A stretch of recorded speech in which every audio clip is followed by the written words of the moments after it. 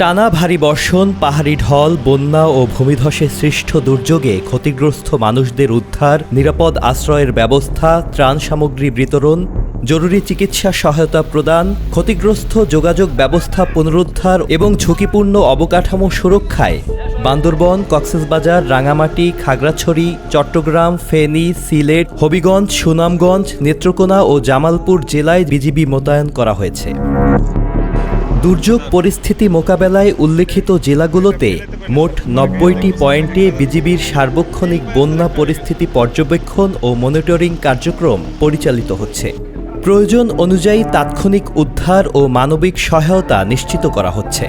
বান্দরবনের বন্যা কবলিত বিভিন্ন এলাকা থেকে এখন পর্যন্ত ১১৬ জন পর্যটক সহ ১২২টি পরিবারের ৬ শতাধিক মানুষকে উদ্ধার করে নিরাপদ আশ্রয় প্রদান, খাদ্য সামগ্রী বিতরণ এবং ৪৮ জনকে জরুরি চিকিৎসা সেবা প্রদান করেছে বিজিবি।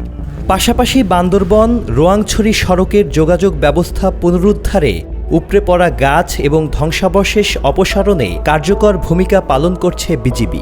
তাছাড়া নাইক্ষ্যংছড়িতে ভূমিক্ষয়ের কারণে ঝুঁকিপূর্ণ হয়ে পড়া স্টিল সেতুর রক্ষায় জরুরি প্রতিরোধমূলক ব্যবস্থা গ্রহণ করে জনসাধারণের নিরাপদ চলাচল নিশ্চিত করার লক্ষ্যে নিরলসভাবে কাজ করছে বিজিবি।